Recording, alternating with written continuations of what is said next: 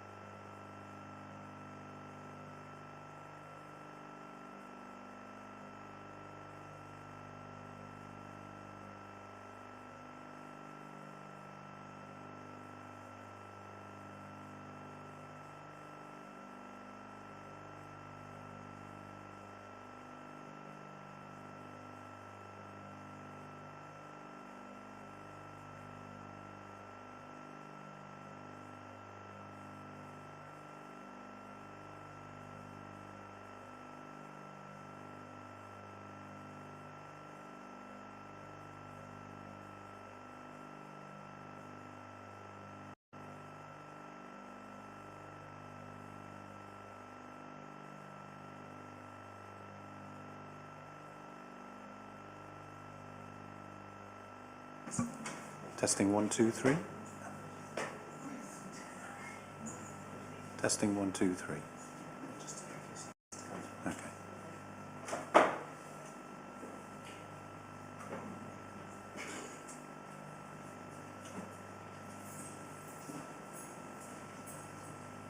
One, two, good. Okay. Evening all. It's 6 o'clock, so we'll begin. Welcome to Governance and Audit Committee. I'm Councillor Chris Pearson. I chair this meeting. Just so that you're aware, I haven't got in front of me the usual blurb, so I'm just going to whistle through it because as far as I can make out, we have no members of the public, but we all know where the toilets are. We all know the escape routes by now, I hope, in the event of any emergency. Just a reminder that phones and electronic equipment can be used, but please set it to silent. The meeting is being recorded or sent out live streamed on YouTube and will be available to watch at future dates. Can't think of anything else that I've missed, Owen, but we'll move on quickly. Unfortunately, Owen's having to be chief cook and bottle washer this evening because due to ill health within the team, he's on his own. So please be gentle with Owen tonight. All right, so that said, just before I begin, I'm just going to tell everyone that my intention is this evening that we swap the agenda around slightly, and I'm going to take item 9 before item 8. It just seems to make more sense to do so.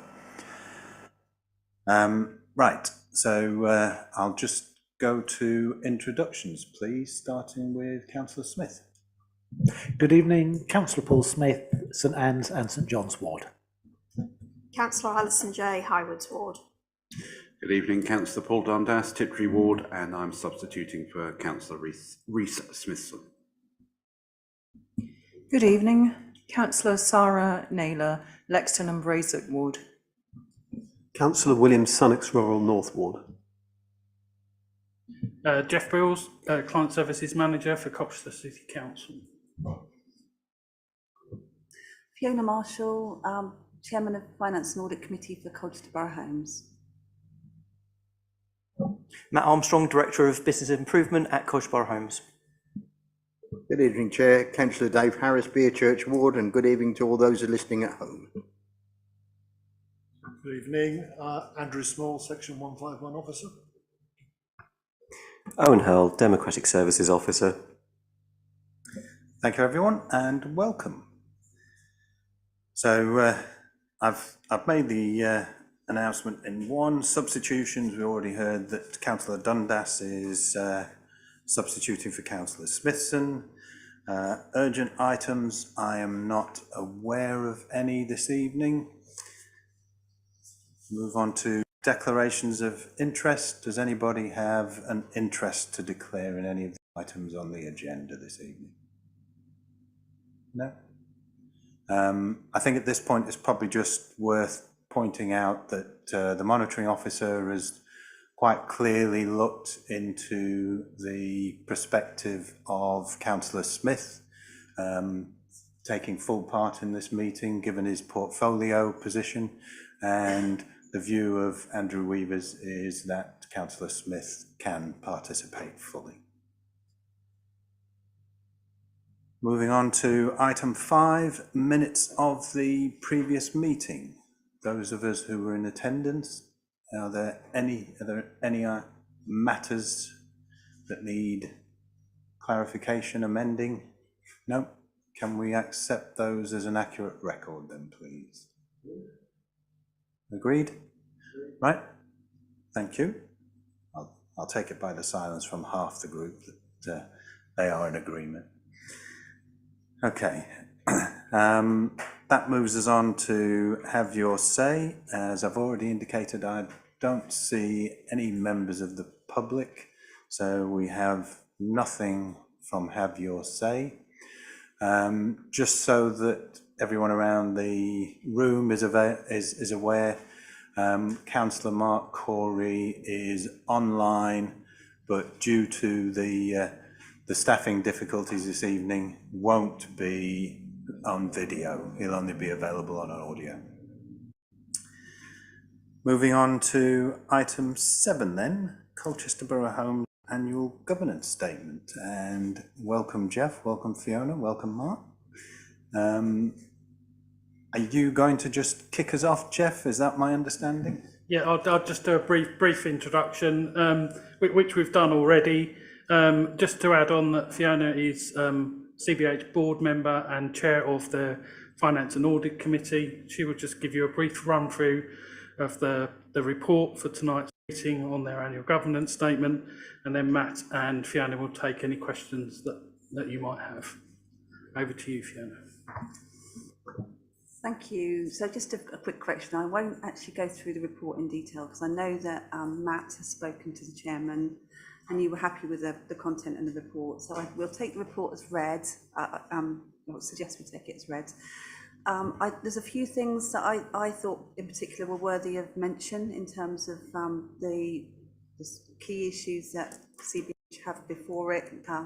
Some of those are mentioned in the annual governance statement as key pieces of work in 22-23 and 23-24, but in particular for me, I think that the first point to start off with that we need to be working together on very much is around the financial stability of CBH.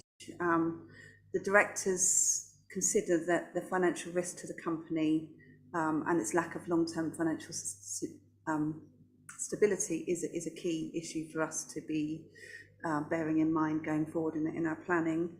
So you'll probably have seen that in 22-23, our deficit rested at 784,000, which compared to the previous year where we were in surplus by 275 is quite alarming when you look at the level of reserves that CBH have available to it. So it had particular cost pressures around employment of agency staff. There are significant issues around recruitment of some key staff. There has been a proactive approach to look at that this year with increasing some of the salaries, but they were in a situation where they had to cover vacancies and sickness with agency staff costs. Disruption to supply chains, rising material costs. But by far, I think the most significant issue in the accounts last year was the issue that you've got a design contract management team, construction management team, which are a necessity for the organisation to be able to do the work that they need to do, who work hard to look to recover their costs effectively on an annual basis and move into a surplus position to help contribute to the organisation's costs. And they were actually in a deficit position last year of 469,000, which was a major chunk of the deficit that the position that left CBH in. So that deficit was met from reserves, which is obviously not sustainable in the long term. I think CBH are sitting at reserves of about 1.2 million, and when you're making a loss of 784,000, you can see that that's not going to last very long. So we need to be really proactive on what we do about that. So the management team are currently working on a 5-year business plan to assess various scenarios and their impacts on the medium-term viability. So this will include a reserves policy to look at the minimum realistic financial cushion that should be held by CBH. So what, the amount we really don't want to go any lower. As you know, with your general fund position, you'll have a minimum balance. But we'll be looking at inflationary pressures, staffing costs, repairs costs, planned maintenance costs, and the risk of management fee income not matching those cost pressures. And I think a key thing is the point around lack of commissions for the work for the design and construction management team. They've been they are currently being very proactive to work with Colchester City Council on lining up a pipeline of projects which will enable them to recover their costs. But that's very much about a collaborative approach. And without collaboration, you've got a major risk that you're going to end up with another significant deficit there. So and also what ultimately what they'll need to do when they do this 5-year plan and they look at the bottom line situation is looking that they're already looking at efficiency planning and targets, very much linked to IT and digital strategy. So again, there's a collaborative piece there. DCM income generation, external funding. I think the point around working partnership on projects and offsetting some of both organisations' overheads is something that's a possibility. Management fee increases is always an option, and bottom line, service standards. So, you know, if you end up in a situation where services aren't affordable, what are the options for service production? So board members are really keen that the CBH takes a collaborative approach. You know, we've said in recent correspondence the importance of us taking, you know, acting as one family. We're acting for you, so it's essential that we work together. And we're really keen. I'm certainly keen as an accountant with experience in running local government, you know, running a council, that we work together and understand the HRA position and CBH position in tandem, because really they should be looked at together, and we both need to understand that situation. And I think the board certainly recognises we don't have all the answers at the moment. We've set up a chairs group which has got chairman of the various committees, and we want to explore the issues and solutions going forward. So that for me is the biggest issue that I think we've got before us, but we've also got other significant challenges around increased regulation in the housing sector. You'll know all about that, and the increased demands that puts on an already stretched organisation is dealing with cost of living crisis and on, you know, those issues for our tenants. An active ombudsman. I'm sure many of you all know some of the recent ombudsman decision on one of CBH's services, and when you look out there in the housing sector, they are becoming more regular ombudsman, you know, fairly serious ombudsman considerations, and a requirement from the government to professionalise the housing sector and the risk around what that means in terms of salaries and workforce, and obviously the key issue around homelessness and which are, you know, terrible general fund pressure on Colchester and many other authorities, and the need for us to again work in partnership on strategy around that. So they are some things that we see as really significant and essential that we work. You know, we collaborate around those points. Matt, did you want to add anything? No, all right. Thank you for that succinct introduction to where we're at. I think it's fair to say that there has been a lot of discussion and consideration over the last 6 to 8 months around ensuring that silos between CBH and CCHL are broken down, and also between the city council, so that we're not duplicating activity unnecessarily, and there is a synergy of services. So I've no doubt that Cabinet will be bringing things forward in the very near future. Questions, comments? Councillor Smith, Councillor Dundas and Councillor Sunnox. Thank you. Yes. One of the serious financial impacts that CBH encountered last year was the rent rise being restricted to only 7%. Could you comment on what the long-term implications of that would be, particularly given the rates of inflation, which were considerably higher than that? That's my first question. Thanks, Councillor Smith. Yeah, so what the normal rent increase is a CPI plus 1%, and because CPI was so high, that's where the government effectively stepped in and put a bar on it at 7%. The long-term impact is our costs went up by more than that, and therefore we were having to try and make efficiency savings. The biggest one for us as an organisation is part of our management fee. Almost a third, just over a third of our management fee is the repairs budget, and it was the repairs that was hit the most in terms of material costs. some of the costs we're seeing, you know, up to between 20 and 40% increases.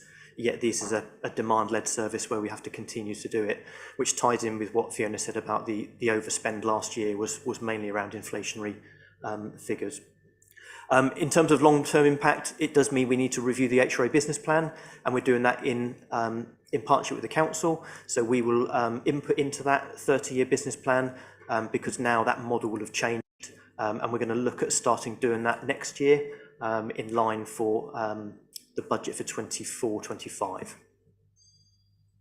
You mentioned the increase should have been CPI plus 1%. What figure would that have been, just so we could compare it with the 7% that we actually got to understand the shortfall? So at the time, it was taken in the September. So in September 22, when it looked at, I think CPI was at 10%, so it should have been an 11% increase in rents. So that would have been a 4% effective reduction in income. What would that equate to in cash terms over a year? So our management fee is just under £11 million. So I think you could probably look at it. So 440,000, nearly £500,000. Sorry, yeah, and actually think of the rental income actually is where it really come from, because it's the HRA as a whole. Yeah. So rental incomes to the HRA is about 34 million in total. So yeah, I think you'd be looking at the 4% on 34 million. Right, so I'm looking well over 1.5 million on that sort of figures, and that's lost every year. Yeah. Yeah, it's compounded, yeah. Done? Councillor Smith? Yeah. Yes, thank you. All right. Councillor Dundas. Thank you. Yeah, thanks for the information. Just wanted to pick up on, and I don't want to stray into actually some of the other agenda items, but you spoke about project management service provision. Some of that, I think I'm right in saying, is with the council as a client, and some of that is for the general capital programme, as the general fund capital programme, as opposed to the HRA fund capital programme. So obviously we're aware, and we're going to be discussing it later, how much of that is under review. How concerned are you of the potential impact of some of those capital programmes being postponed or cancelled when this review actually emerges, sort of goes like whenever that's going to be? And how flexible do you think CBH is in terms of your fixed costs within that provision? Thanks, Councillor Dundas. So yeah, it's probably one of our biggest risks is a lack of projects, and the reason being is because that team, the design construction management team, is really our only form of income in terms of extra income, if you like. So just for those that aren't aware, we effectively look for commissions from the council to run projects. Any profit we make on those projects are fed back into the business. We currently carry a deficit on our general fund activities that are delegated to us to deliver for the council. That deficit is roughly around £150,000–160,000 a year, and that's really just through a whole means of taking those services on, trying to make cost savings as we go, and trying to do our bit to help with the general fund. So actually any profits we make from the projects go into reducing that figure. If the projects aren't there and we're not making a profit, we've got an issue with those areas. And the three areas which make the deficit are corporate facilities management, so the management of our buildings, the engineering team, that's the civil engineering team, and also the long-term capital projects. So we have sort of 2 staff that are paid by the general fund for the long-term management of the corporate buildings as well. Just to slightly elaborate, I think one of the Could I ask you just to use your mic, please? Sorry. Thank you. One of the challenges is the fact that it's already difficult to recruit staff. So if you exit your staff when you haven't got the work, and then you want to recruit them again, 1, you've got the cost of recruitment, and 2, you've got the risk they won't be there next time when you seek to recruit them. So it's a difficult, that flexibility point is a difficult one, which I'm not sure necessarily bottomed out. No, and I think when you look at CBH as a whole, so the management fee, about 80% of the management fee is staff salaries. The rest are pretty much fixed costs, which are, you know, sort of rental figures for the office vehicles and bits like that. So there's not much, if you like, fat in the system of where to make those savings other than staff. And like you're going to mention, the housing sector, everything in terms of compliance is going up, especially in health and safety due to Grenfell. There's now far more work required on compliance, but also actually in terms of managing the work we do, whether it be homelessness or whether it be managing tenancies with the increased pressures we have on housing. So the flexibility, I think, is probably getting less because the only way to save money will be to cut staff. We have one other option we looked in the past, and that is whether we use the DCM team to go out and manage projects outside of the council. So whether we look to make a profit going to either to other councils or to the private sector. There's risks that come with that because the risks are, what if you lose money? But that is an option we've looked at in the past, and it could be something we review in the future again. Thank you. That's interesting. Yeah, I mean, I think that's the problem with sort of fixed and variable costs, isn't it? It's not, if you sort of turn something off, to use a crude analogy, it's not always that easy just to switch it back on again. I mean, is it worth, or is there any moves to perhaps explore other opportunities for the projects team? You know, are we talking to perhaps neighbouring authorities who might also have demand for project management? You know, perhaps, do you think perhaps we shouldn't, or CBH shouldn't just focused on Colchester CCC projects? Yeah, I don't think that's an option. I say in the past we have looked at that, and usually that's requires a business case. There is sometimes the difficulties of then how are those staff employed by the HRA being used, whether it's on private, if you like, it'd be classed as almost private income, but it'll be coming back into the HRA. However, others do it, you know, so actually there are other ALMOs that have subsidiaries, that have other branches that go out and do a whole range of different things, anything from care right through to project management, things like that. So I think it's something we're looking at when we do our 5-year plan and when we assess the risks of reduced capital programmes coming our way. There's also the very strong need, bearing in mind CBH is here to serve Colchester. There's a strong need for CBH to know the plan, what Colchester's city's plans are, because what would, you know, how would it look if you needed a project done, but we didn't have the capacity because we'd allocated ourselves to something else. So that point about being clear on work plans and work scheduled over the next 5 years, say, is the ideal situation, where we can allocate resource accordingly, although not always particularly easy with local government finance as it is, but capital may be a bit easier to plan than revenue. Thank you very much. Just one comment. I think we're all waiting to hear what the plans are. Right. Thank you, Councillor Dundas. I think that last point that you were making about whether or not CBH couldn't sell its wares to other local authorities is one that is certainly under consideration. Councillor Sunnox. Yes, it certainly sounds as the delay in the capital programme review is hitting CBH really hard and very frustrating for you. I'm going to be a little bit ignorant here.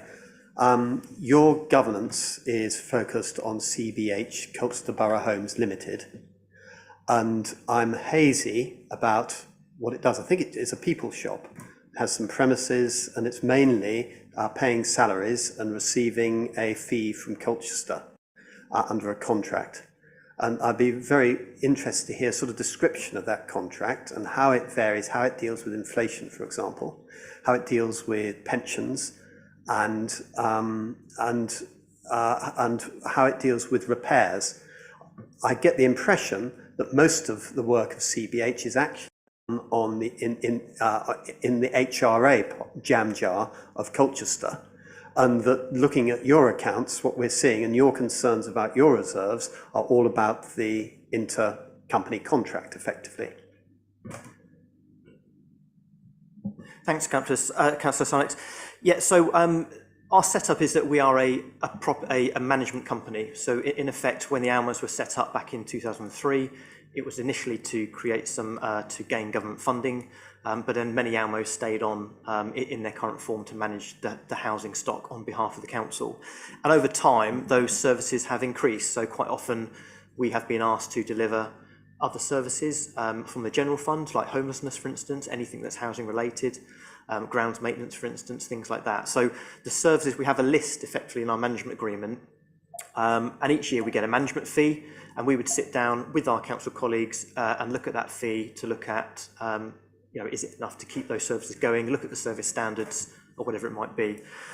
There are certain standards from the sector, from the housing sector, so being a regulated, registered provider, there's a certain amount as a landlord we're required to do on your behalf. So therefore we have to comply with those. In terms of the other things you mentioned about pension, our staff, we're classed as an ALMO is classed as a scheduled body, so we are in the local government pension scheme. And each year, if there is any deficits on the pension scheme, that is usually guaranteed, underwritten by the council. However, this year, because of what's gone on, it's the first year where actually there's a surplus in our pension scheme. So actually we went from a 9 million deficit to an 11 million surplus in 1 year, just due to the way the government pension scheme is set up and how that looked. In terms of the changes you said between the HRA and the general fund, it was quite a big change, yeah, a huge swing. In terms of the HRA and the general fund, majority is HRA, so about 70% of our work is under the housing revenue account. But like I said, there's certain functions that the council has delegated to us, which are general fund, and also there are certain areas we do under grant funding, which are usually time limited in terms of how long that grant will last, and we can recruit staff to manage it. And the nature of the contract, is it fixed price? Is there an inflationary escalator in it? Is it dependent? Is it cost plus? I don't have any idea of this contract. Yeah, so in effect, it's not fixed at all anyway. You know, we have that discussion with the council. Part of that is the state of the HRA. So we are fully involved in the 30-year business plan for the HRA. Like I mentioned before, the total income into the HRA is about £34 million in terms of rents, garage rents, service charges and everything. And we're about a third of that to actually manage the stock. So therefore, we also, on behalf of the council, run the HRA capital programme, and that will be things like kitchens, bathrooms and the like. And again, we talk and discuss about the size of that programme. And that's ranged from everything from my 14 years here, from £4 million a year when I first started, to last year was £21 million in terms of investment into the housing stock, which we would manage on that behalf. The management fee itself really is just the staff of CBH plus the repairs budget. So there is an inflationary pressure there on those areas, both on staff salaries, if we usually just go up by a standard amount, and of course the sector increases far quicker than that usually. And in terms of the repairs budget, we estimate and having discussions, so for instance we did have a slightly higher inflationary rate on the repairs budget alone. However, yeah, we monitor that. But the repairs budget's in the HRA, not in CBH. No, the repairs budget is actually part of the management fee. It is HRA, but it's within our management fee. So what the council says is, here's your repairs budget. They give us a set of service standards, and we have to match that. If we go over that, if inflation takes it over, we have a reserve, and therefore we have to use our reserve. And this year we did use our reserve to cover the inflationary increases on repairs. And do we have, I haven't looked in Companies House yet, do we have any accounts? We had some quite good accounts by Scrubb and Bland last year. Yeah. Do we have any accounts, and should we have looked at them? I haven't. Yes, the accounts have been completed and filed and signed. And I actually sent an email to all members yesterday. There's some links in there, and one of the links is to the financial statements, which you can look through.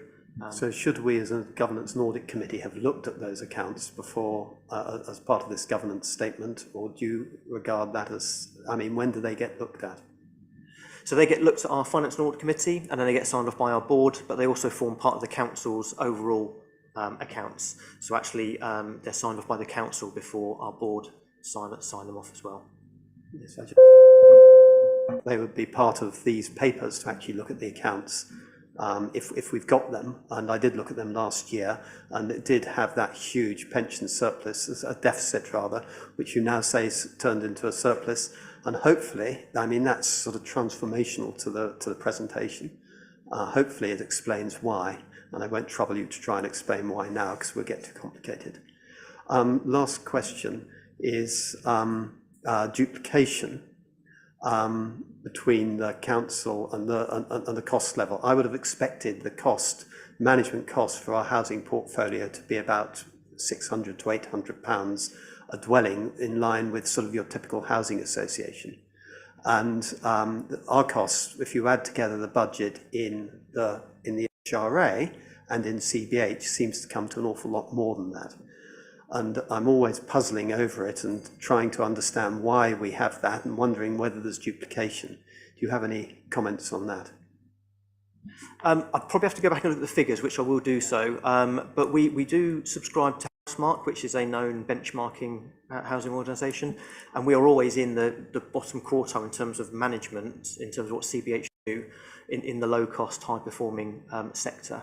And I can share those figures with you as well. Okay, we usually bring that to what used to be scrutiny, but I think we'll come to this committee in the future when you look at the performance of CBH. So in terms of the management, it's low cost. There are a lot more things in the HRA in terms of purchasing properties, acquisitions programs, new build programs, which may all add to that figure you're mentioning. And so it might be a much wider figure. What I did was looked at last year's budget, looked at the figures we budgeted as our own costs within the HRA of our housing team, and then added that to the management costs, not the repairs, just the management costs in CBH, and divided it by the number of houses, and I came, sadly I can remember the number, £2,126 per dwelling. And I'm sure it's wrong, but I've never been able to get an answer as to why it's wrong. So we've actually got that. We subscribe, the Housemark figures we subscribe each year has a cost per property, and I can pull that out and find you, and that's got all the calculations behind it. So if that's okay with the committee, I can provide that to the committee to show exactly what the cost per property is for CBH. But I can assure you on our Housemark presentation to our peers and nationally, we're one of the lowest cost in the area. In fact, I think when you look at the average in the east of England, we were around about £2 million a year cheaper than our counterpart, the average counterparts. That's both housing associations and local authorities in the east of England. Right, thank you. Yeah, a couple of things there. I think that would be useful if you could circulate that to members of this committee, please, Matt. Certainly when I looked at the agenda, William, I was concerned that there was some of the detail was missing from this report in front of us. What I have asked is that in future, rather than having a huge agenda, we have links to those items that are in the public domain. So the company's accounts, for instance, there ought to be a link in future reports.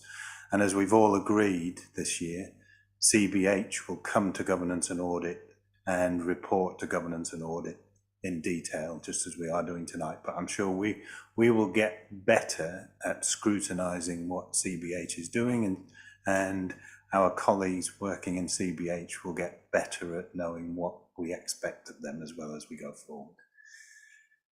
Councillor Harris. Thank you, Chair. Through you, Mr. Chairman. I've got a question for Matt and Fiona about just further explanation, diving a bit deeper.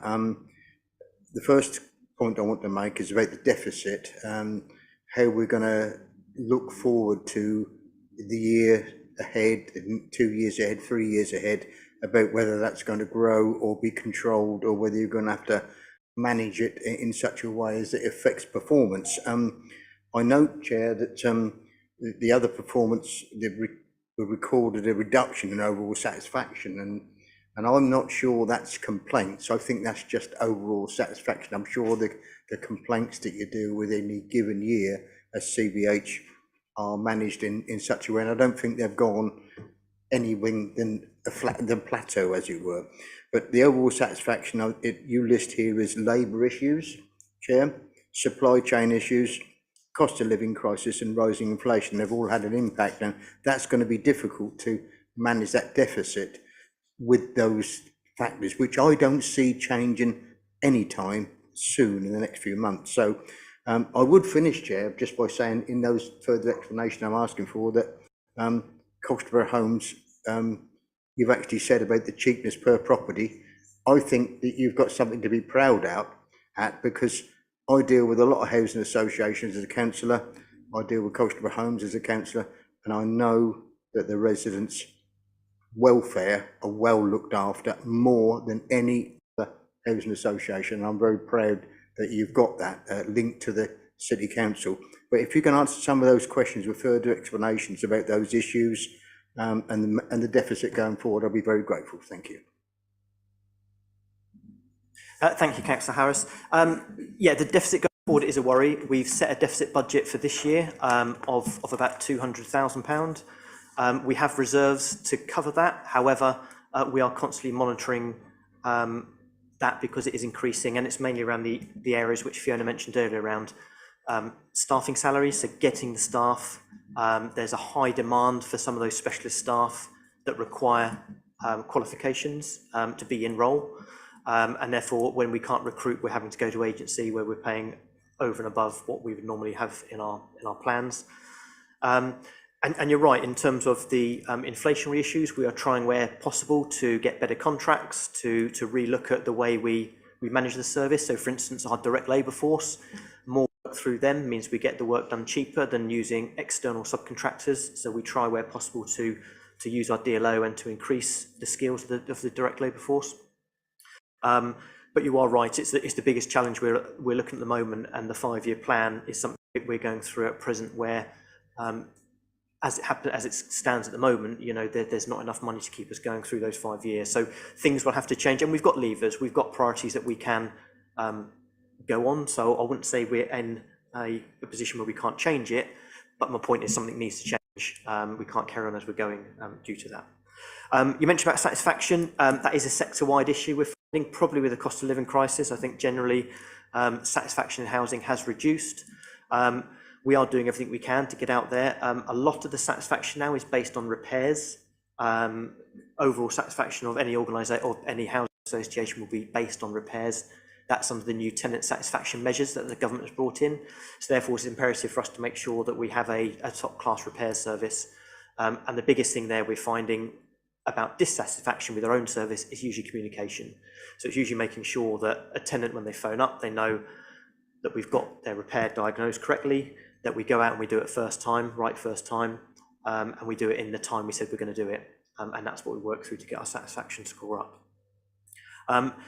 There are some priorities in the HA which we need to consider as well. So again, homelessness is a big area where, you know, new build stock is the key thing. You know, the more properties we can build or the more properties that we can acquire, that obviously does help the factor. But at present, we've got 311 people in temporary accommodation at the moment in Colchester, and it's one of those issues which is there's just not enough properties for these people to move on.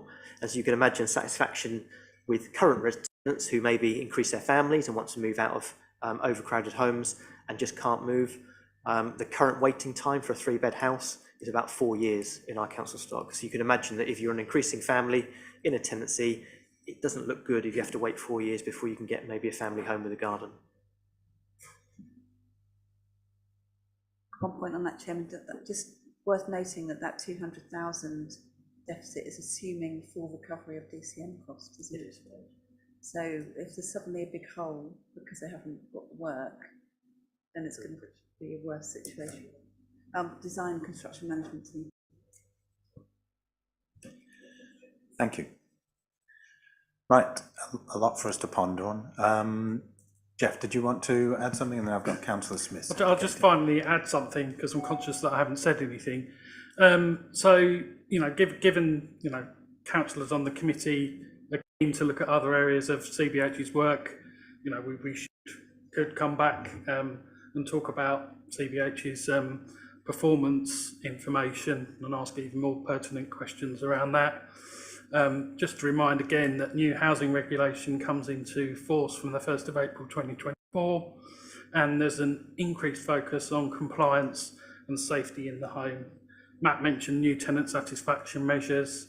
They're going to be published in the autumn in 2024 in a league table format, so you'll be able to see where we are in comparison with other housing providers.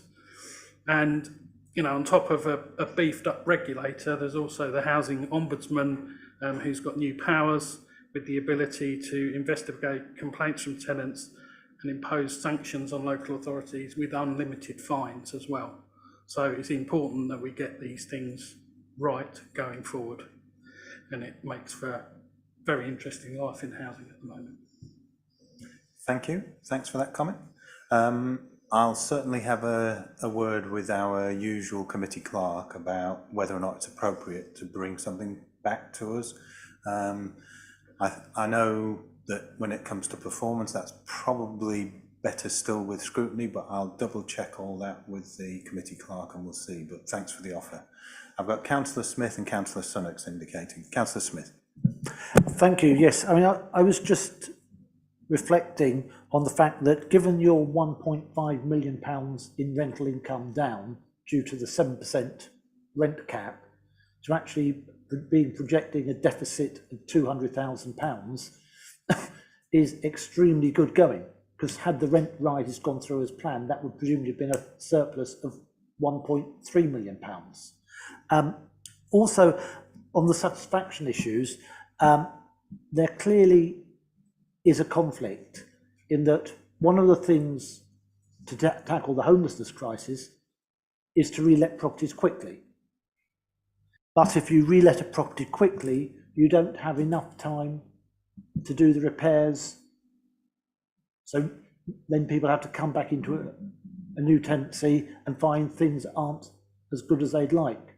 And that again causes pressures.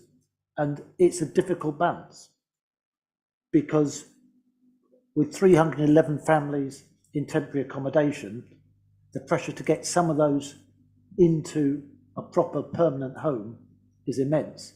But in doing so, we could impact the satisfaction ratios, because we're putting into properties that are not as good as we would like them to be, because we just want to get them through that much quicker. And I think those are conflicts that you have to manage, and it's a judgment call. And my judgment on that judgment, your judgment, is that you're doing a very good job on doing that at the moment. So thank you very much on those points.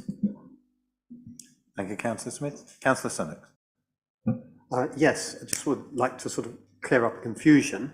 The rent shortfall, of course, wouldn't be in Colchester Borough Homes. So it would be nothing to do with the 200,000 deficit. That's a deficit on your management fee, not covering your staff costs. So that's completely erroneous. Yes, in the HRA, there would be the cap will, of course, the shortfall to the benefit of tenants who are suffering from the cost of living, and to the cost of the HRA, not of CBH. I think that's correct. Next thing is, Mr. Chairman, are we actually doing our duty as a governance audit committee if we let this go without actually having had a look at the accounts? I don't think any of us have looked at the accounts. Whether we need another meeting to contemplate them, or whether it can be some, as you say, that's the committee clerk, but I think that's really important. And the last thing is the CBH is managing the housing portfolio. This is probably outside the scope of this meeting, but I can't resist raising it anyway. What do they do? There's obviously people in need. What do they do with residents who are no longer in need, who've been there for some years, who've prospered, done well, good for them? Do we give them any incentive? What do we do to encourage them to move on and pass the housing on to those who are in need, those whose children have flown the nest and are in large housing? What are you guys doing on that? And Mr. Chairman, you can certainly rule that outside the scope of the Governance and Audit Committee if you wish. Yeah, I'm not so sure that is a matter for us to consider here. It's certainly something for CBH's board to consider. And unless you feel it's appropriate to respond, Jeff? There is a transfer incentive scheme and a policy around moving tenants on that wish to downsize, but there is nothing legally that we can do to move them on. Right. I think, William, I would just say your point about further consideration of CBH is one well made. And I say, when I looked at this item, I thought there were some missing things. We're asked to consider and comment on the annual governance assurance statement, which I think we've done, but also to accept the assurance provided by CBH regarding governance arrangements. Now, I think based on what we've heard this evening, we could probably accept the assurances, because I think every question that we've asked has been answered fairly thoroughly, I would suggest. But we haven't had the opportunity ourselves to look at some of the detailed accounts that I think we might want to have done. Councillor Dundas, I'm seeing your hand raised. It was just very briefly, we were discussing the rent rises, and I think it's a very hypothetical question, because we don't know, had there been no cap, what the portfolio holder and cabinet last year would have done. I think Councillor J. Young was the portfolio holder last year. So really, without asking her whether they'd have maxed it out or not, whether they'd have done that, it's a very hypothetical question. Yeah, I take that point, but I think Councillor Smith is just making a point that the cap on rents was an arbitrarily rather than artificially diktat from central government. I'm seeing our Section 151 officer indicating at this point. Thank you, Chair. A couple of points, I suppose, to throw in there. I think what usually gets squeezed when the rent cap is applied and costs go up is usually the amount of money that's spent on repairs and maintenance. So that's usually the trade-off, assuming that all other things being equal. So yes, there's a choice about what the organisation, the cabinet chooses to apply in terms of a rent increase, but as I said, the trade-off is less rent, less repairs. So that's probably the overarching kind of the reality of the situation. I was just going to say, in terms of the accounts, I think there'll be an opportunity to look at CBH's accounts as part of the consolidation within 22-23 council accounts. So they will come back as part of that discussion, I believe. Yeah, thanks for that. Did I see another? Councillor Harris? Only to say exactly what the Section 151 officer said. The council's financial statements, the Almo accounts are in there, aren't they? So that's part of. I think I'm right in that. Right, I've got Councillor Smith indicating that I'm going to bring this item to a close. Councillor Smith. Yes, I'm conscious that many councillors won't be aware, of course, that when the government imposed the debt on the council for buying back our own council homes, it was on the assumption that the funding would come from rent rises of CPI plus 1%. And that was the figure that was put into the business plans. So you're quite right, it's hypothetical. We could have chosen to disregard the business plans, but I would suggest that just as councils have got the scope to set council tax at a lower level than the organised one, most councils last year didn't, because they were restricted and they were trying to get as much as they can to provide the services. Because as Councillor Harris quite rightly says, there is the trade-off. Lower rents means less money to provide the services for the maintenance for the properties and less satisfaction for the tenants. Thank you. Right. So I say I think we've done as we intended to do this evening. As has already been suggested to us, we've got an opportunity to look at some of the historical accounts this evening, but probably we will want to have a further look at some point in the not too distant future. We move on. Yeah. Thank you all three of you for your forthcoming comments and responses to a bit of a grilling this evening, and we look forward to seeing you again. Thank you. Right, so as I said at the outset, it made sense when I was looking at the agenda for us to take the financial monitoring report for the end of the year 22-23 before we moved on to Q1. So in that case, I'm going to move us on to item 9 before item 8 and ask Andrew just to do the introduction, please. And I see Councillor Corey has joined us. So thank you, Chair, and thank you for changing the order around it. The two reports are actually quite, they follow, one flows into the other, if I'm honest with you, so it makes sense actually to do with the two, but obviously following the timeline to deal with 22-23 outturn first of all. So there are two reports. The outturn report, which is probably in a style or in a format that the committee should be familiar with. It's certainly the style or format that's been followed in previous years. I think there's some good news. First of all, is to say that the council actually achieved a surplus compared to its assumed use of budget balances for 22-23. So it was actually £163,000 less than the budget had been set for. There was an assumed use of balances of £522,000, but the overall result means we'll use £163,000 less of general fund balances than had been assumed. I think it's important to say that last year was, in many respects, an exceptional year in terms of the issues that the council was dealing with, and indeed, the wider economy and individuals as well.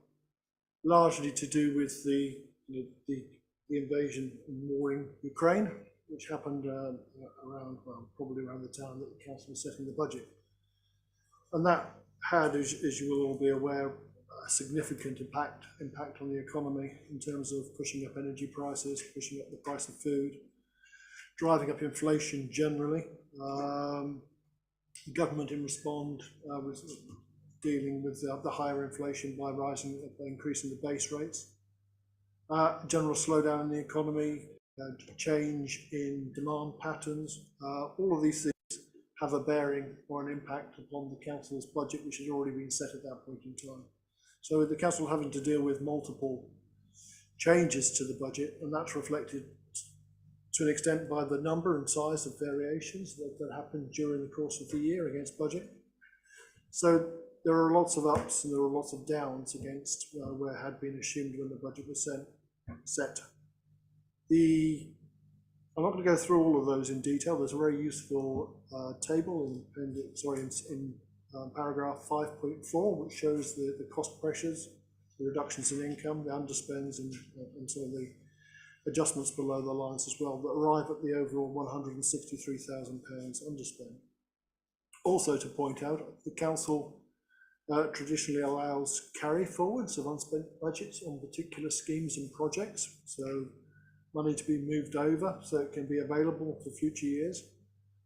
Overall, there was a carry forward of unspent money of just under £3 million. And even after that had been accounted for, we still managed to achieve £163,000 under budget. Now, I think that there are some curiosities perhaps in the way that carry forwards are used, and I think that's something that we're going to look at with the portfolio holder in future years in terms of how we present that. But as I say, this is an approach that's been adopted in previous years. We followed that approach. If I move on, therefore, from the general fund into the housing revenue account, there was also showed an underspend, a net surplus overall of £25,000 compared to an assumed overspend of £318,000, so a net change of £343,000. One of the factors that impacted both heavily, I think, on the general fund and on the housing revenue account was the change in interest rates and the slowdown in capital spend, which I'm sure we'll refer to later on. But the higher interest rates, the council has cash balances, generated a significant amount of extra income for the council in terms of interest income. And that's benefited significantly the general fund and the housing revenue account. Probably the largest attributable element to the change in position on the housing revenue account. As I say, without going through all of the detailed changes which are listed within the report and the appendices, that's probably all I wanted to say at this point in time, but happy to take questions, Chair, as the committee has. Thank you, Andrew.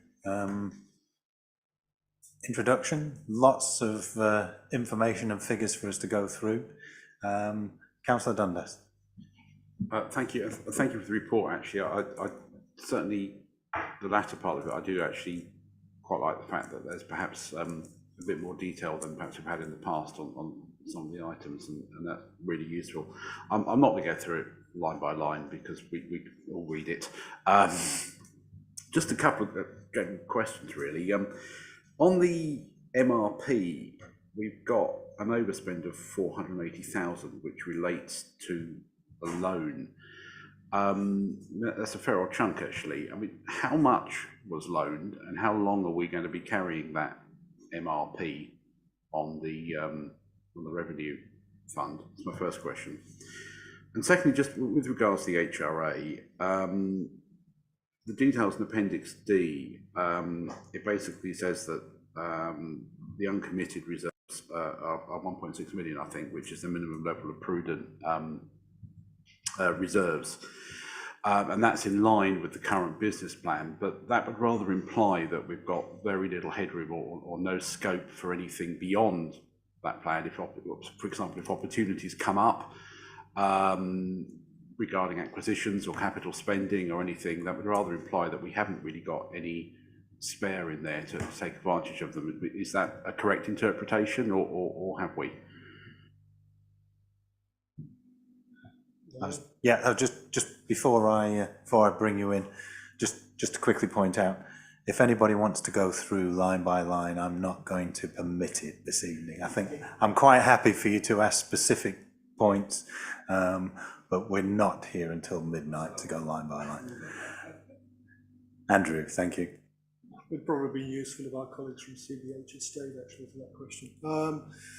So the important thing about the housing revenue account, of course, is that it is ring-fenced, and its capital spending plans are largely determined about the amount of headroom within the revenue budget plan estimated or forecast over the 30-year business plan. So it's the amount of income it generates through rents, the amount of expenditure, the amount of money it has to spend on repairs, planned and responsive, and its existing financing costs. Any gap that it believes that it has between that equation can be used to fund more capital expenditure over the life of the 30-year business plan. But it must all come back to zero within the housing revenue account at the end of the day. The general, so the housing revenue account balance is there to accommodate those situations where it doesn't necessarily come back to zero. There are, of course, the amount of money that through management and budget monitoring, the council can flex the amount of money that it spends on repairs and repairs and maintenance, and also how much it contributes to capital repairs as well, how much it capitalises repairs. And that gives it the flexibility to make sure that there shouldn't be a big push or a big impact upon the housing revenue account balance at the end of the year. So there are mechanisms built into the housing revenue account to flex it during the year to ensure that that it doesn't become a problem. That answers that particular question. So the other question was on the 480,000 MRP overspend and the loan. So it's a loan to Amphora Energy for the heat network. I would say probably that there was another conversation coming forward about the future of the heat network was probably not the right fora to go into here, but it's coming forward in the not too distant future for a conversation about the future position on that vehicle. All right. I think that will probably become clearer when we discuss CCHL in the not too distant future. Councillor Sunnox. Yes, I was confused by the carry forward, and I guess the interesting thing is that we underspent our cost budget quite significantly last year by £3 million, and we're trying to carry that forward into this year. How is that accounted for in this year's? Is it included in the 2024 figures, year-end 2024 figures that we're looking at in the next monitoring report we consider? I just couldn't figure out how it worked. how it works within your budgeting system. Go ahead, Andrew. Thank you. So I would say I'm still discovering, if I'm honest with you. I think it's something about the way that the council deals with. I think some councils would have probably put some of those balances into reserves to fund future expenditure from those from carry forward amounts, and some of those carry forwards are, for example, New Hamp's bonus, which is paid to the government, but ring-fenced for specific purposes within the council's accounts, and balances are carried forward from year to year. I say one alternative would be to put it into a reserve and to treat it that way, take it out of the revenue account.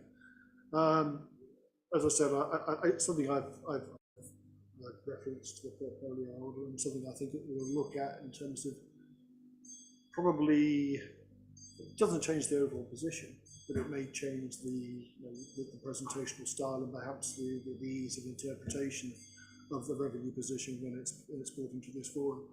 It's not. We will talk about carry forwards when we talk about 23-24, but it's not currently. Sorry, it's not contributing to the forecast position that's reported within that report. So I'll talk about it in more detail when we come to 23-24. It does. I think when you talk about carry forwards and we talk about the 23-24 position, I think we need to look at delivering a balanced budget for 23-24 and whether the carry forward represents an opportunity to the council in terms of achieving its overall objectives. But to fully understand that, we need to understand what the commitments are against that, what the political or the policy objectives are that are aimed to be delivered by using that money, whether it's, for example, given to the council by an external organisation for a specific purpose, whether the council has any flexibility about that. But I think all of those things need to kind of inform that conversation. But I think, as I say, without preempting the conversation about 23-24, we do need to look at that closely to see whether there are opportunities associated with that. Can I think we've just found 3 million of extra reserves somewhere that perhaps haven't been. It'd be really nice if we had. And what I'd say is, in fact, it neatly goes on to my next question, is we haven't been given in this monitoring report anything about what the reserves are. We haven't been given a balance sheet. And so it's really difficult to see where the council's navigating. If we had had a reserves table, a table G from the budget, or whichever table it was, showing the movements, this would have leapt out at us. And we'd have the answer here and now. So can I sort of make a plea that we try and look at balance sheets as well as operating budgets? And we will be hopefully getting something on the reserves at the next meeting for when you've got the proper accounts. Thanks, Councillor Sunnix. And I think as Andrew's already indicated to us, the report on 22-23 has been provided to us in the format to which it has been previously, but we're now moving to, the benefit of having a new Section 151 officer is brings in a fresh pair of eyes, brings in different ways of doing things, and I think when you look at the Q1 statement, it's set out a little bit differently, and I have no doubt that we'll start to see some of the information that you're looking for in a clearer format going forward. But I'll bring Andrew in just to confirm that, and then Councillor Corey.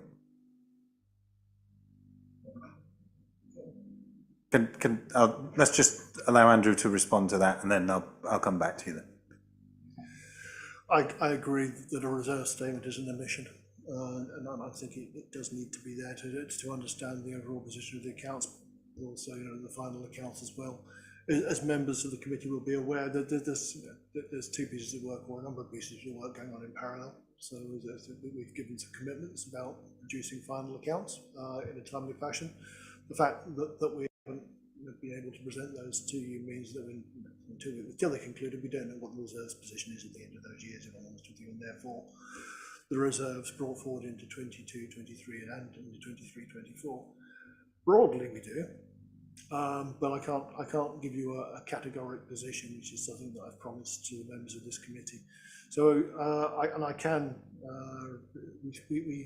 we indicated that we'd produce 21-22 accounts by the 18th of September, which is this Friday.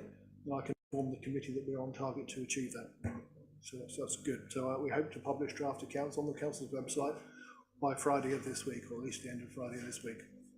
And then we'll move on, of course, into 22-23, which is significant work is already undertaken in terms of getting to that point in time. And we've set a date of around 20th of October, I think it is. No, we're making good strides, good progress in getting to that point. By the time we publish 22-23 accounts, we'll be clear about the reserve balances at the end of that year. And as you said, the reports that are presented to you, we promised iterative improvements in presentational format and the amount of information that's contained in there. I do believe that the 23-24 quarter one report is more comprehensive and in better format. Our intention is to provide the quarter two report with a reserve summary as well. So we are mindful of the committee's requirements, and we're striving to try and address those and meet those. It doesn't all happen overnight. This is something we've previously discussed. So. Thank you for that. Councillor Sunnock. Chair, could I indicated to come in just on one point, and if we lose it, then You want to? Is it just? yeah, to follow it was up that? just on carry forwards, just to help a bit more, to let you know that we are cited of everything down to £1,000 of those carry forwards. So they are all allocated against projects, and it's about whether or not we drop those projects. Andrew talked about whether or not they're to an external body, and of course that's a bit more political. But there's a level at which we are looking at those carry forwards, dropping some of them and saying, right, that goes back into the general fund or into a reserve. And secondly, so that would be more officer level. And it comes down to, there are simple things that will not be able to go ahead. And then there's a little more substantial amount of carry forwards that we would have a political involvement in, understanding, is it something we necessarily wanted to deliver and it's delayed for any particular reasons? And we will be able to, we have got that detail. So I just wanted to reassure you that we know where every thousands of pounds are in those carry forwards. And they are commonplace. It's just how your question about accounting is something that I will take advice on from Andrew, and we'll work forward to try and make it more transparent. But it has been commonplace in the past, and yeah, you often think, well, if it hasn't been spent, why can't it plug some holes? But there's often some very good reasons as to why. Thank you. Thank you. Councillor Sunnock. Yes, some things to celebrate there. Focus on reserves. That's what constrains us. The rules around it, looking at that, will force us to get clear answers on that, and that's really, really good.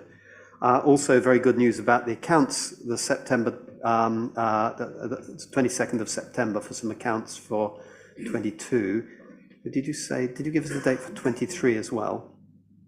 18th of September, I think was. Yes, 18th. It's 20th of October. Yes. Okay. Okay, and will those accounts for the 23 reconcile easily to the monitoring report we've just seen, as I couldn't reconcile last year's back really at all? And really big differences and movements which really shake your confidence. I would expect, as part of the opening paragraphs of the statement of accounts, to show numbers that you see here reconciled to the income and expenditure account that's presented with their statement of accounts. And one other positive thing I saw in this report, in the report on last year, a subjective analysis of costs. So we're told how much we spend on salaries and how much on real estate and so on. And I think that, as outside councillors, not knowing the minutiae of which department does which is really, really useful. And it'd be useful to build on that and to monitor costs more in that dimension. Than I understand exactly why you do your management accounting by management responsibility and how you've got it nailed down by department. And I understand internally that would mean a lot, but externally, trying to get your hands around the budget, it's just really useful to have those figures. So I'd support keeping going on that. I think that I think my other questions can come into the other part when we're talking about this year. Right. Thank you, Councillor Sunnox. We'll bear that in mind then when we look at Q1. Councillor Smith. Thank you. Yes, I was just a little concerned that Councillor Sunnox was looking at the £3 million carry forwards and looking to use the entire amount to plug the current budget deficits there. I think we've got to reflect that the items in the carry forwards are a mixture of various things, some of which, like the repairs to the Hythe River Wall, are going to happen at some stage and are quite rightly that they should stay in there. Others, like, for example, the business rates pooling gain, is, I think, something that we could very well look at whether that could be better treated as part of the general reserves. What I would say, though, and I'm sure the portfolio holder for resources would say that, is that you can only use reserves once. So plugging a one-off item of expenditure is something which makes a great deal of sense.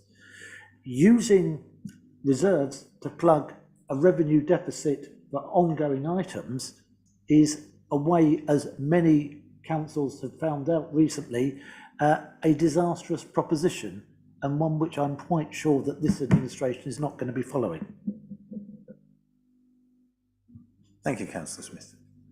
I'm not seeing any other indications.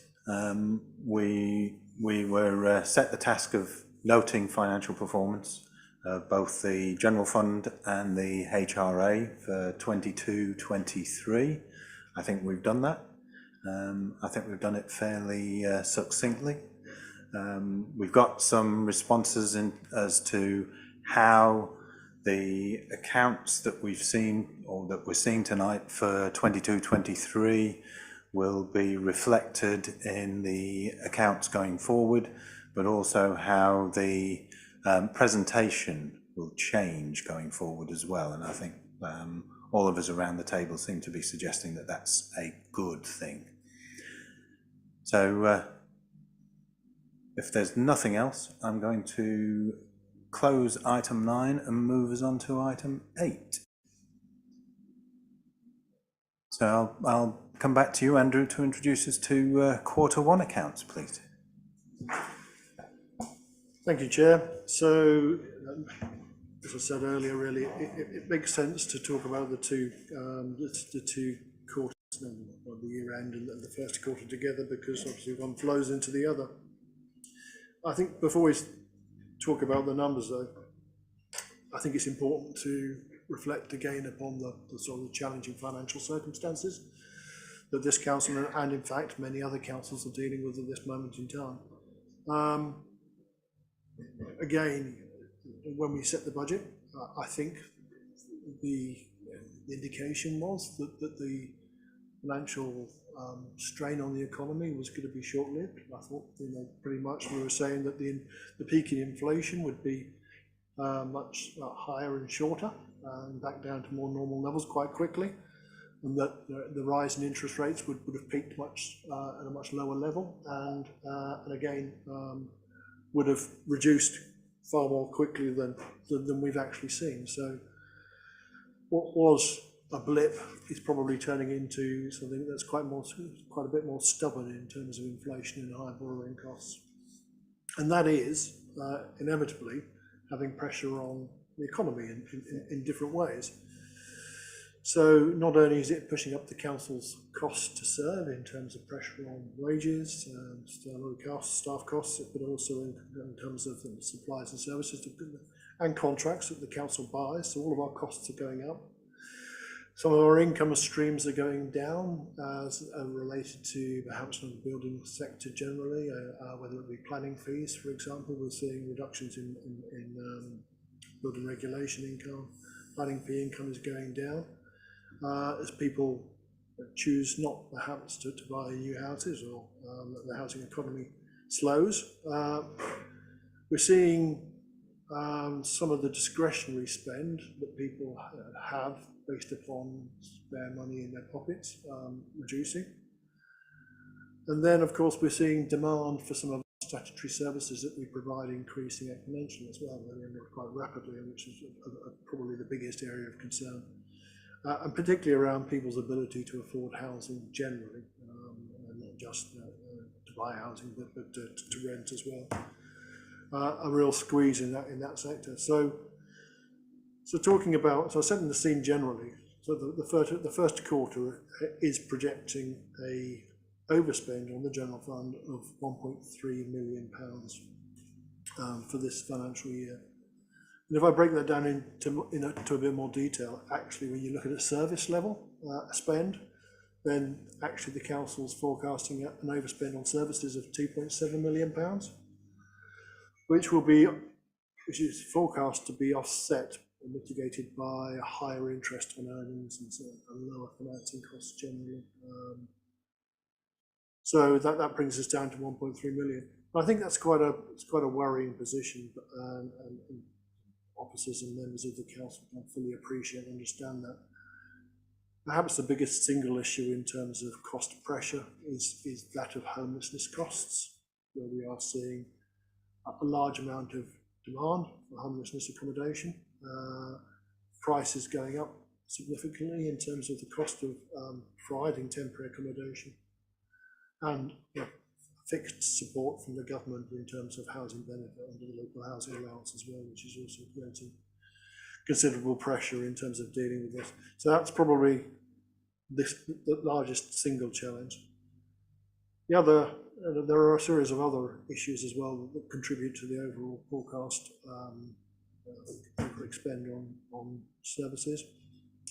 One of those is the garden waste income, which is an issue that has been discussed, and that's really an accounting treatment issue more than a permanent or an ongoing issue. It's just about the year that we can get the benefit from rolling out the garden waste service. I think we'd assumed it would benefit the council's general fund in 22-23, whilst actually, no, sorry, 23-24, and a large chunk of it will have to be taken into 24-25.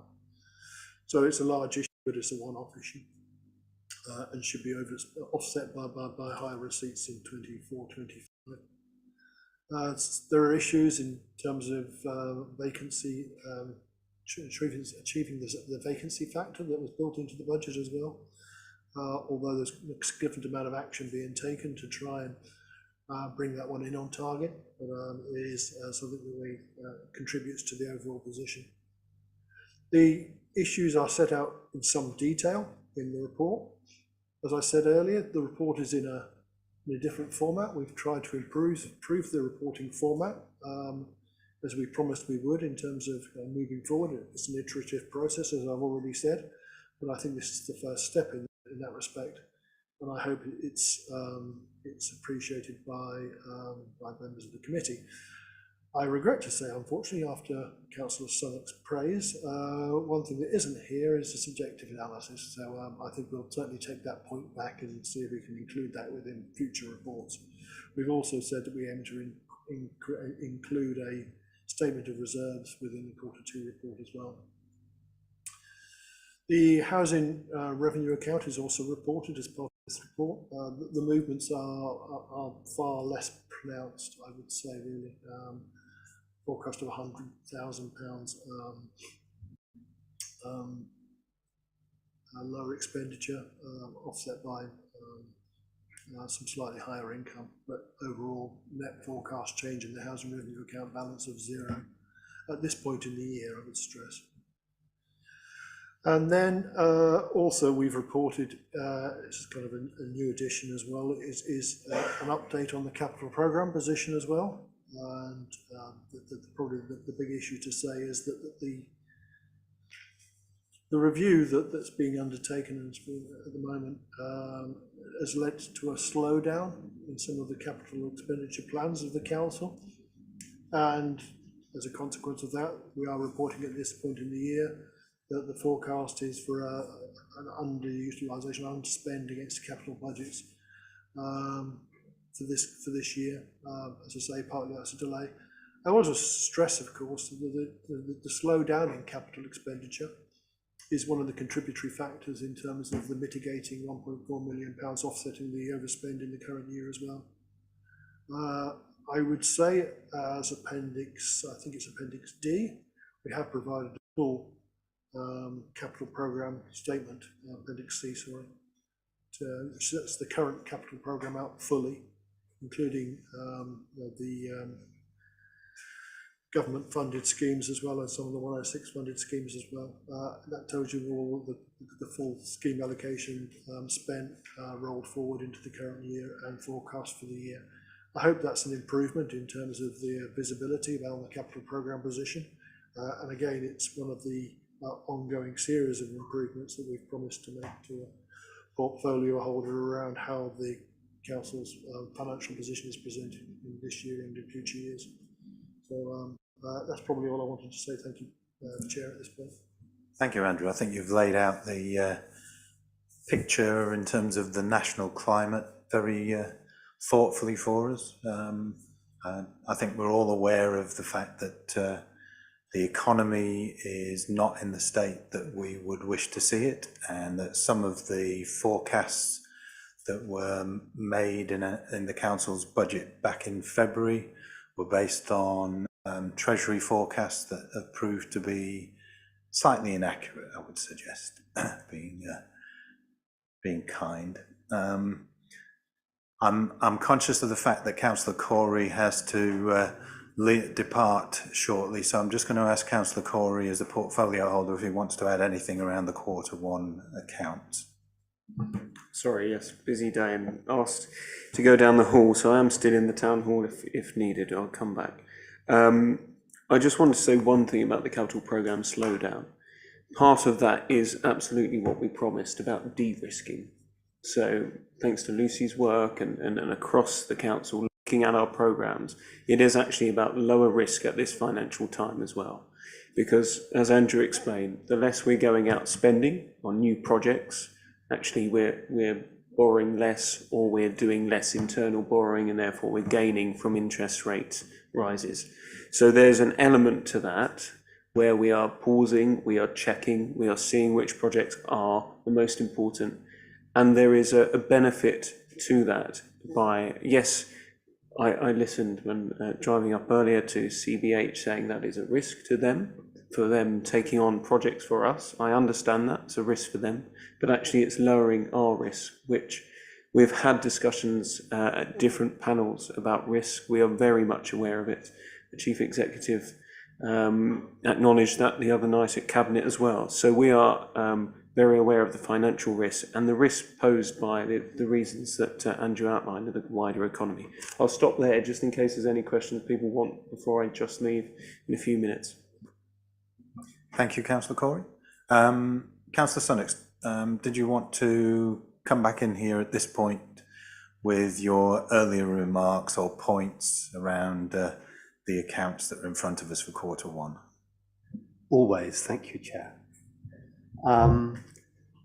Yes, first thing is about what we are doing. I think we're gobbling up about 4 million of reserves this year in total. And I'm looking here at, oh gosh, I'm going to shuffle my papers. I'm looking here at 5.6, the table in 5.6. I'm just trying to follow. We budgeted to use 2.2 million in reserves, and then the budget's moved to 2.8 million. And I'm going to guess that that's something to do with the outturn from last year, that's 646. But I don't know why we've changed the budget. I don't know if we approved a changed budget. There's some quite big figures that we're changing on other pages as well.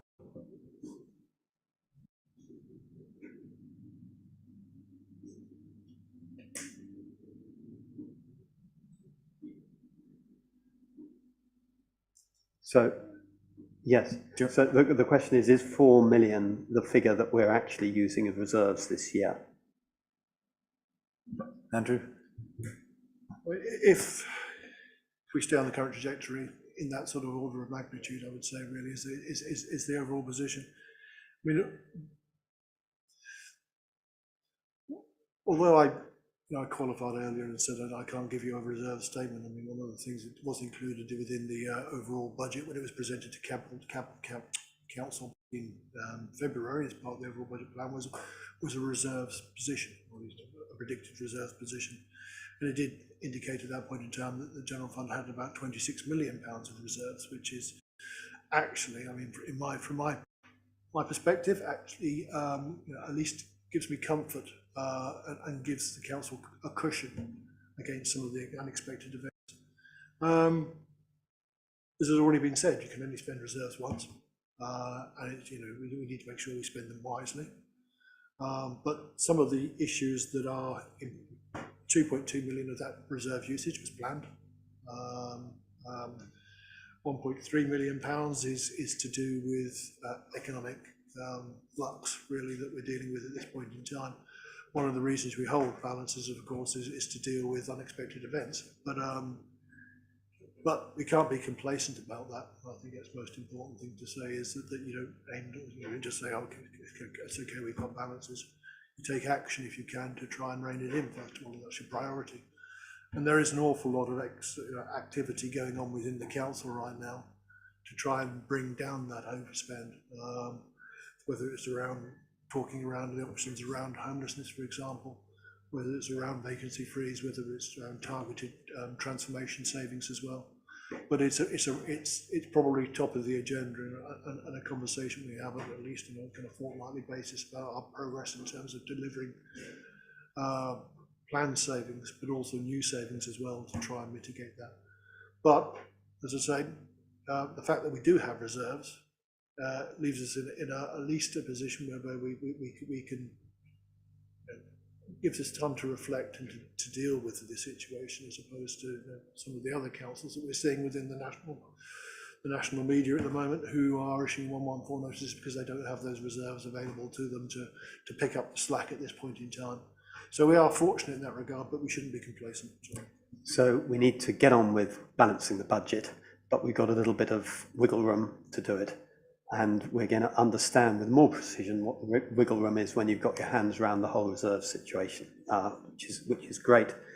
The other area that's a huge worry is wages. We've put in an assumption of 4%, obviously deeply sensitive, but I calculated at the end of last year that staff had already taken real terms wages cuts of, dare I say, 14%. And we know that we're losing some good people, and I've heard that the building control, for example, isn't able to offer site visits and so on, is holding up some projects and trying to encourage people to go elsewhere. Not because the building activity is down. We can't blame the government for this. It's because we're not able to retain the staff. So, and really, there's sort of the biggest worry I have of the council is that we're going to gradually grind ourselves. We're going to salami slice ourselves into oblivion. And so I really worry about that. I understand why you've done it, but I think we've got to really cut ourselves to balance our budget and pay staff properly, which may be contradictory, but that seems to be what we're going to have to try and do. Thank you, Councillor Sorensen. I don't think anybody would argue with your suggestion that we need to pay staff appropriately, and that is the dilemma, isn't it, for local authorities across the country. I was just going to remind everybody as well of one of the opening remarks that our Section 151 officer made about the homelessness bill. And how that is impacting, and how we couldn't have accounted for that at the beginning of the year. But that is a rapidly increasing cost to the authority that wasn't anticipated when the budget was set in February. I'm just going to come back to Andrew, and then I'll come back to you, William, if there's anything else that you want to close on, and then I've got Councillor Smith. Andrew. On pay, obviously, we could probably spend a whole item talking about pay generally, but I think a couple of points to state the obvious. Really, it's our single largest cost in terms of council delivering services, and the more we spend on pay, the less services we can deliver. And there's got to be a balance in there somewhere. I think we always aim to give a fair settlement, designed to retain and attract staff to the council. So we always build that into the budget. But unfortunately, this year we've seen inflation and wage demands didn't follow the predicted pattern. So we were dealing with higher wage demands against the provision that was made within the budget. There has to be a trade-off somewhere. It's a very difficult call. I accept that. We have to look to our neighbours, of course, across in local government, across Essex and wider as well, and try and pitch our offer, I guess, at the right level to retain the staff, to reward staff fairly as well. But also, we need to be cognizant of the fact that we also need to deliver services as well. So we're trying to juggle all those three issues, and that's probably framing the debate we're having at the moment. So. Thank you, William. Anything you want to finish up with? One quick point, which is a huge thank you for putting in that detailed capital expenditure report. It's so much easier than looking at the summarised ones. Just give us data, we can read it, and it gives us a much more of a feel than having it all agglomerated. And the last point is the interest gain we've made. We are stupendously lucky to have our debt fixed for a long time and our short-term investments fixed for a short time. So when interest rates rises, we make out well. So, we can't blame government for that. We should thank government. Well, that is pure luck. But it's because we're running this huge mismatch, this huge balance sheet with borrowings on one side and investments on the other side. And the investments are risky. And we've had some near misses on the investments. We've had Thurrock, we were lending money to Thurrock. If the PWLB hadn't bailed them out, I think we would have had a 3 million odd hit to the general fund. And so I'm worried about, we've been lucky on this occasion from having a big balance sheet, but I'm worried about the size of the balance sheet and the risks we run on it, and how, some of our investments could go wrong. And when we come to doing our treasury management statement, I think to look at having less borrowing and less investments. We're not experts as a council, we're not experts in investments, and just relying on Link isn't great. So can we have a look at that when we come to doing the treasury management review this year? Thank you, William. I think I would just say, from what I've seen of the borrowing and the investments, with the odd exception, it's not been luck. It's been about prudent investment and prudent monitoring of interest rates. I think you could probably have argued that with the administration back in the mid-noughties when there was an issue, but I think certainly the lessons were learned from that era, and over the last 10 to 15 years, the council's worked assiduously to ensure that there is an appropriate balance between its borrowing and its lending and its investment, to ensure that those were appropriate returns and suitable costs. Andrew. I need to say, Chair, I think we'll have a full discussion, I'm sure, when the Treasury Management strategies has come back through to this committee to have a look at, really, and the potential indicators as well. On the Thurrock point, I think we manage our risks accordingly. We are advised, we length of investment, counterparty, credit rating, all those, so we look at quite carefully when we do lend to third parties. Local government, including Thurrock, are still comes under the same heading as government debt, really, one way or the other. The risk of us not getting money back from Thurrock is akin to not getting money back from government, really. And that's one of the reasons. It's that AAA rating, or I'm sure it is AAA for the government anymore, but it's that AAA rating of UK sovereign debt that allows councils to borrow so cheaply in the first place, for investors to be sure they'll get their money repaid. And whilst local authority have been able to access such low rates of borrowing historically, because it's the lenders, or any lender to local government can be as satisfied or as reassured as anybody can be that they'll get their money repaid. It's what ties the residents of Thurrock into having to repay that debt over tens of years potentially. So It's part of.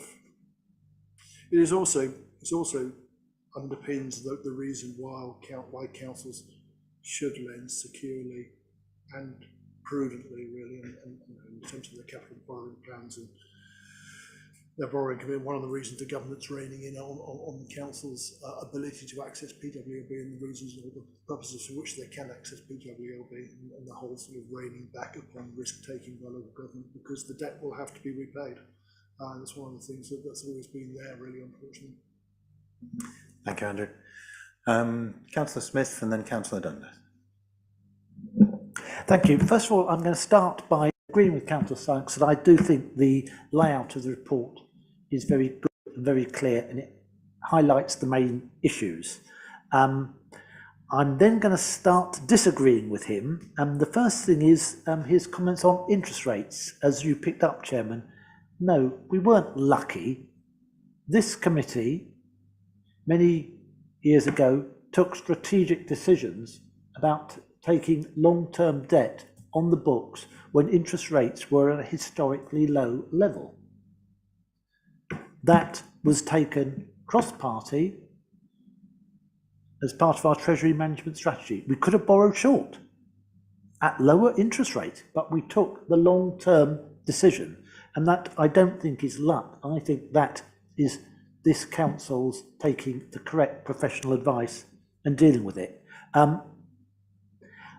I have more sympathy with your comments on wages, and I would make the point that we're one of the few councils in Essex that are a living wage council, and I think that is very important.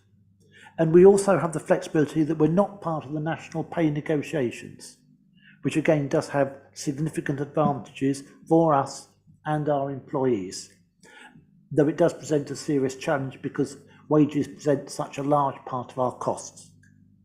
But the main thing I want to concentrate on is the situation with homelessness, which is, I think, the area where we've got by far the biggest budget variance at the moment. We're projecting a £1.3 million overspend. And I think we need to understand more clearly what's driving those figures. As reported today, we had 311 families now homeless in Colchester. Our normal permanent temporary accommodation for homelessness is round about 240 units. Historically, we've only filled about 200 of them, so we've had some units available. We now have all those 240 units full.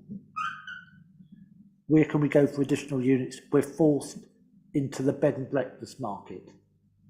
The current rate for bed and breakfast accommodation for a family is round about £1,300 a week, of which the government will very kindly give us £96 back in housing benefit. You can work out why we're running such a huge deficit position there. And this is not a cost that we have any discretion over.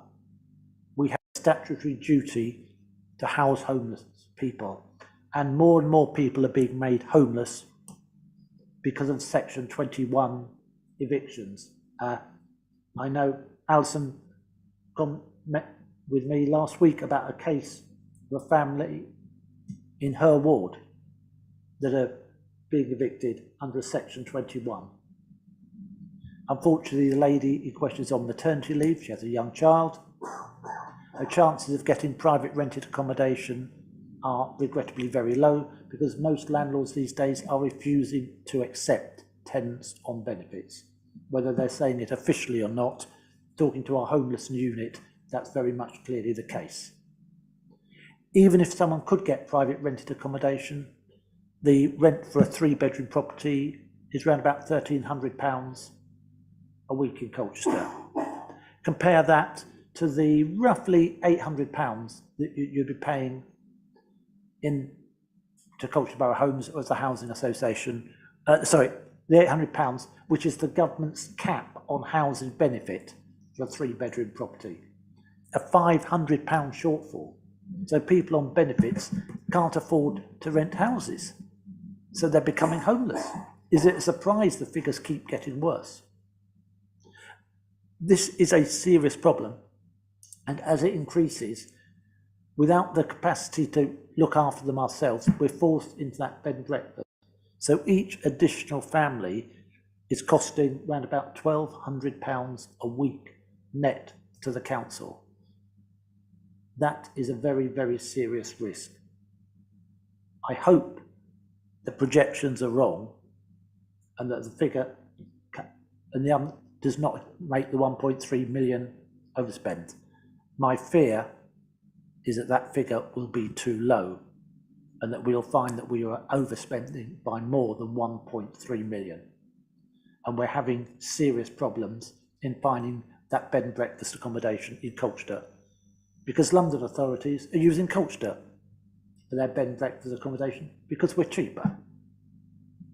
So we have a very, very serious problem there, and I think it's an issue that as a council we need to be fully aware of, because this is going to impact on our general fund frontline services. And if anyone has got an easy answer to this question, please let us know about it. Thank you. Thank you, Councillor Smith. Councillor Dundas. Thank you, and thank you for the report.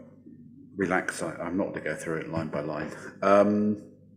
Just a few comments and questions, really. Firstly, on the reserve usage versus the budget passed. I mean, the budget passed in February showed reserve use of 1.907 million, and it's randomly jumped to 2.2 and then changed again. It's not a big one, but why, I don't know. But it was 1.7 million new use of reserves and 197,000, I think, existing use of reserves in the budget passed in February. So there's something doesn't quite line up there. On some specific questions, I mean, I think it's in paragraph 5.5, to go back to the MRP figure we were talking about earlier, we've got 2.74 million in there, which is roughly on budget.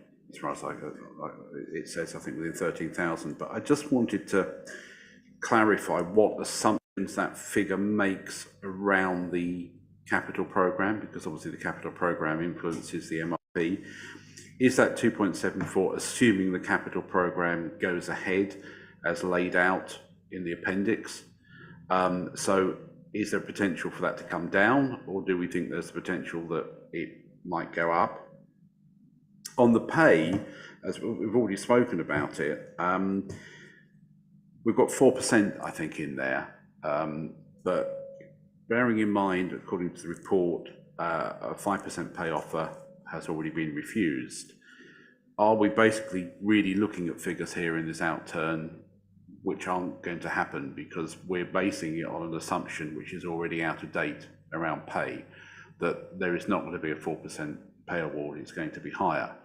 Therefore, we're already sort of off track because we've got an assumption in there which we know not to be true. That's a question of that. On the capital programme, I mean, it's difficult because, and thank you for, it's actually nicely presented. I've had to zoom in a bit, but it is nicely presented. The truth is, though, it is very out of date because there wasn't a capital budget passed in February. So this is, nearly 2 years old. So the chances of this coming out as written is virtually zero. Even if we look at the forecast outturns, I can't believe we're going to be spending nearly £500,000 on the mains grid connection and infrastructure. I very much doubt we're going to be spending 1.8 million on the energy company, so really until a new one emerges, it's kind of a bit fantasy in the nicest possible way, which is why we need it so urgently, because we're looking at this based on stuff which is very, very out of date. But on the specific projects, I have just got a few questions on them. Firstly, I think when presenting this, what would be useful is to actually have a historic total spend on each project. So when we look at this, we know what each project has cost us in this year, the previous year, and years before that, because, as councillors, we want to look at it and say, right, building this cost us this much. And where we've got carry forwards, what we're carrying forward is underspent budget, not the total spend. So I think that would be really useful to have. I mean, Rowan House in there, which has nearly finished. What was the total spend on that? Because we can see that it's had extra budget allocated, so I'd be interested to know what the total figure is on it.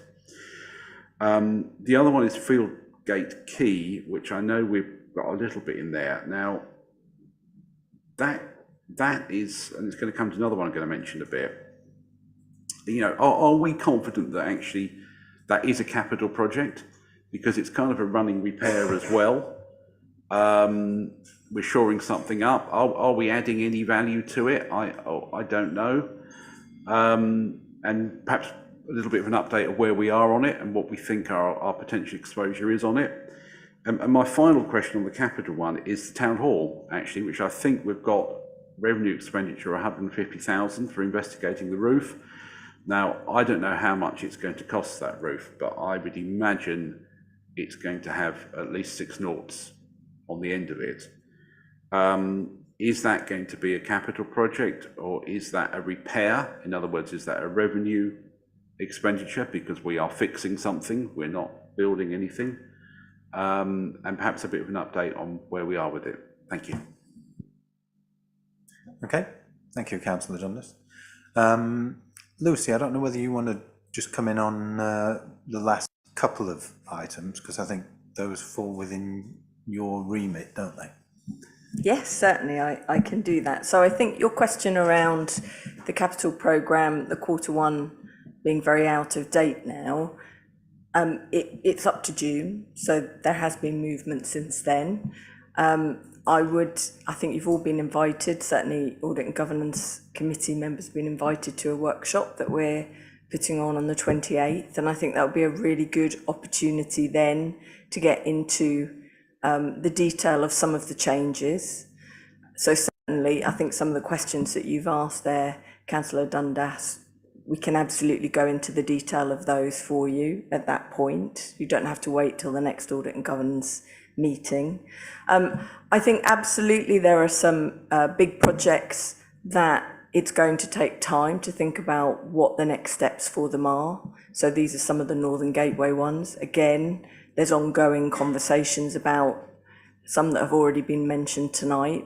Decisions on those, haven't been made overnight. They are taking time, and it's important that we make the right decisions on those. But again, an opportunity on the 28th to have more of a conversation with Amphora in the room as well, to speak about some of those projects, some of those detailed projects. Having said that, there are a range of projects that are moving at pace as well. So we know Town Fund, Luff, they've all moved on some since this report. And again, we can give an update on those. So I take your point, it has moved on. I wouldn't say it's not relevant, it's just up to a point in time.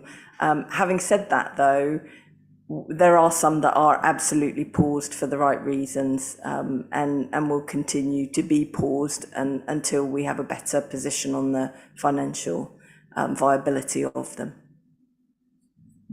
Thank you, Lucy. I've had an indication from the Chief Exec. Pam, do you want to come and join us?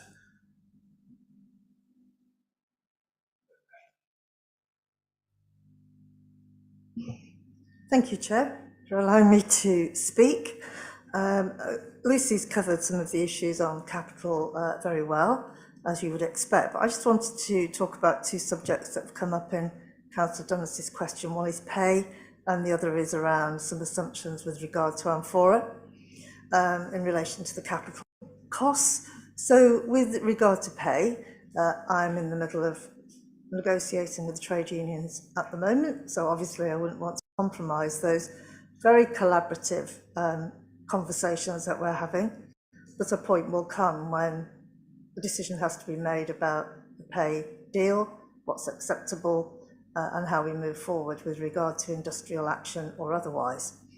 However, the assumptions in the budget are absolutely accurate and fair, given the direction we've been given by Cabinet to make an offer to the trade unions.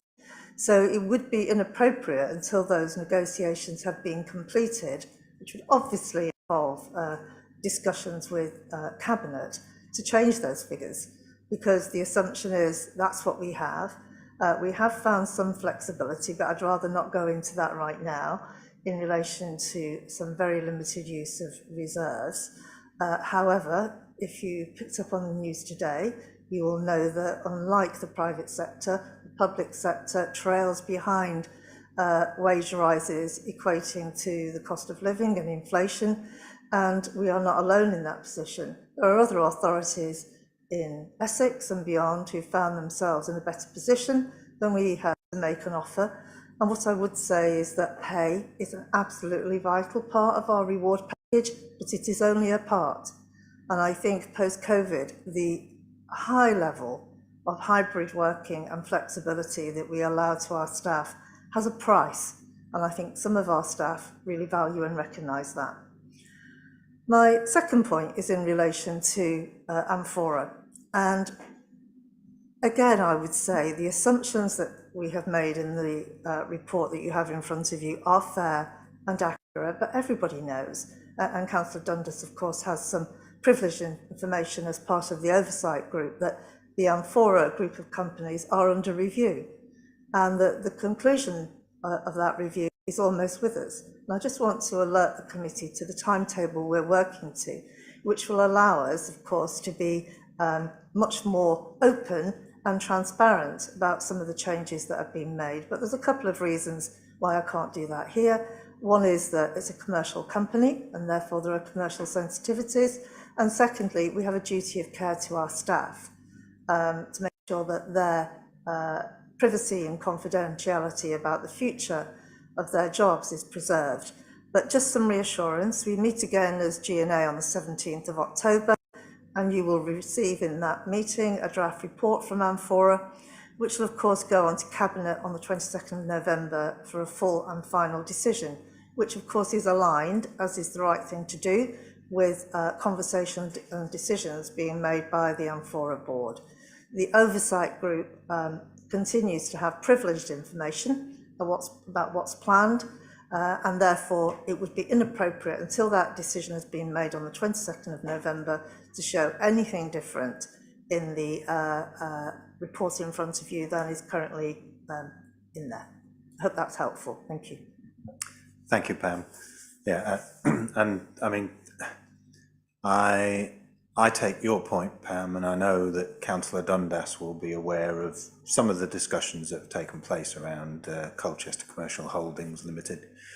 I was quite clear that any decision about any activity that CCHL is currently involved in needs to come to this committee as the shareholding committee before that decision goes to Cabinet. So that will certainly come, although it doesn't show, I was just having a quick look, it doesn't show on the work programme. It will be an item on our agenda in October. So I think, Paul, most of the remarks that you commented on have been picked up by Lucy, picked up by Pam. There was one. I think certainly on the capital programme, and I don't want to labour the point on the M4, because actually I was also perhaps referring more to the general capital review, which we all know is going on, because there are a number of projects in there which are nothing to do with M4, they're part of the so I was actually perhaps referring to them more than specifically to Amphora. I think my only other question regarding the MRP, I think, assumptions. So I think I'll ask Andrew just to pick up on the MRP point. Thank you. Yeah, thank you, Chair. I think we've concluded that the MRP is suitable, is appropriate for the capital programme in front of you. But that doesn't necessarily mean you're committed to, it doesn't mean that you cannot review the capital programme that's in front of you, and that might not have a bearing on how much MRP you might have to find or pay for in the future. Thank you. And of course, the capital programme is intended to come to us in October as well, although it might not quite be ready for then. Lucy? So yeah, I was just a couple of quick remarks. One thing I didn't pick up on was your comment, Councillor Dundas, about capital versus revenue. That lots of scrutiny on that. So it will be allocated correctly, and with things like roofs, they can be allocated as capital because they're long-term investments. So, but absolutely, there's a lot of scrutiny on those, and finance wouldn't let us get away with doing that incorrectly. I was also just going to mention that it came up earlier in the evening around concerns around CBH and the workloads for CBH because of the slowing down of the programme. And actually, one of the things, and I promise you, if you come along on the 28th, you will hear about the review and all that, because it's not just been about slowing down the programme. Lots of work have been done. We've added capacity. We have a PMO in place. There's a whole raft of things we've done that we'll share and go over with you in detail. But actually, one of the things that came out of that review and the asset review as well is the fact that because of the challenges with our finance over the last decade or so, our assets have suffered. You know, they really have been about health and safety and urgent repairs. And we know that's not a sustainable way to go forward. That leads us to holes in roofs and you know, more cost in the long term. So absolutely, a refocus on our assets. It still has to be affordable, and we appreciate the challenges we have, but both that and the asset review are saying we need to refocus. That will be, and already is, giving Colchester Borough Homes quite a lot of work, and will continue to do so. So hopefully that will reassure you that it certainly wouldn't be our plan to not be using our CBH colleagues in that way going forward. Thank you, Lucy. I'm conscious of the fact that it's coming up to 8 o'clock, but we are on the last item. So far, Sarah, did I see you indicate? No, that's fine. So far I've only got Councillor Harris left on my list of runners and riders. So with that in mind, I'm proposing that Dave is the last speaker this evening, subject to any response that might be needed. And then we'll move on to the last item, which is the work programme. We then quickly wrap the meeting up in total. Councillor Harris. Thank you, Chair. My question for you, if I may, I've got two minor ones, and I relate to Councillor Smith's remarks earlier on about the homelessness, which I totally agree with all he said. But in here, under the executive summary, it talks about the senior management team of council working with the senior management team of Colchester Homes to mitigate the overspend and to develop solutions. I wonder if we could tease out any early indications, maybe too soon from when this report was written, but I'm hoping that there's some sort of action that's been thought about, and whether there's any solutions to actually take some steps that alleviate some of the things that Councillor Smith was talking about. That's my first question, Chair. It's unusual. No, it wasn't to Councillor Smith. It was whether there's any. Okay. We can answer that question. Right. I think it probably does come better from Paul, but yeah, very speaking quickly. as portfolio holder, we're looking at various options to try and increase the supply of temporary housing in Colchester. And we're looking at various options that we hope we can bring forward, but they're all taking A, time, and B, quite a lot of money, because we need, again, available land and resources. Thank you. Linked to that, Second then, question? Yes, Chair, linked to that then, coming on from that, is about whether any renegotiation is that possible at all, because it seems to me that if somebody got us over a barrel, then maybe we can negotiate some of that away. I don't know if there's any possibility in that.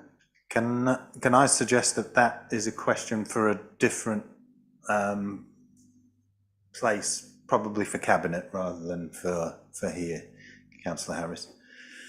Right. Okay, the last question I've got then is the one about staffing. The recruitment freeze is talked about in here is made an assumption that is not being delivered, so it says, and there's going to be more stringent recruitment freeze coming up, and I'm guessing that Pam can help us with this.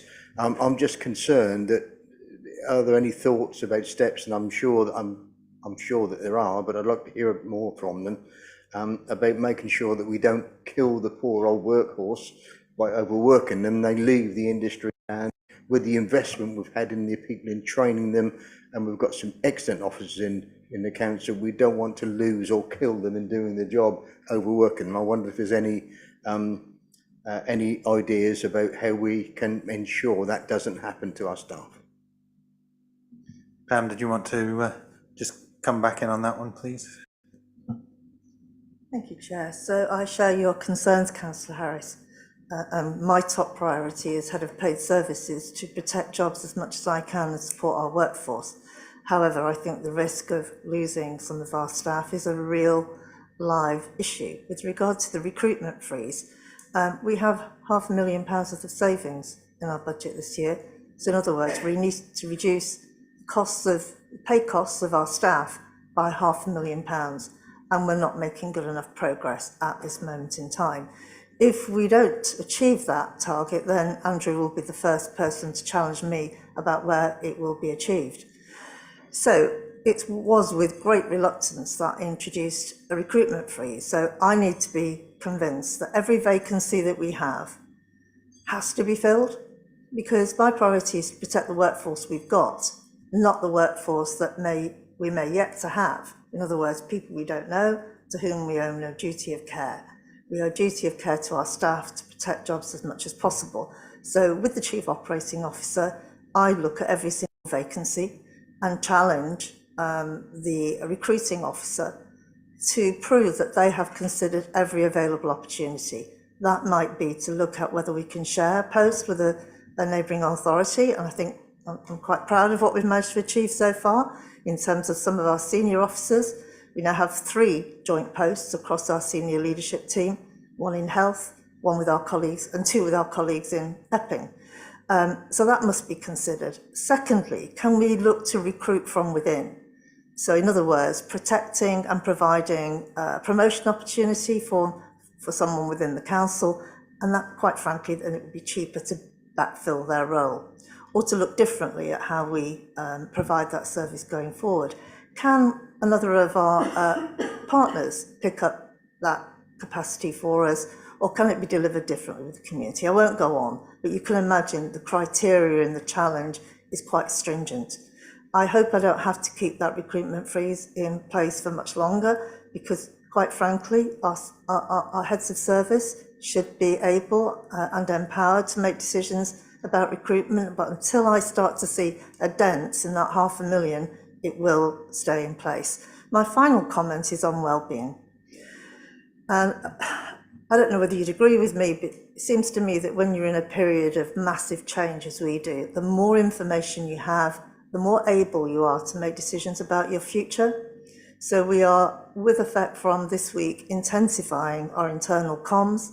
So regular webinars, regular meetings with our Speak Up Now group, regular listen and learn sessions where people can come and talk to me confidentially about their issues. So in other words, an integrated programme of internal comms that allow us to share some really difficult messages. And an example of that, and I'll stop talking after that, is the work that I've been doing with Lindsay as Deputy Chief Exec.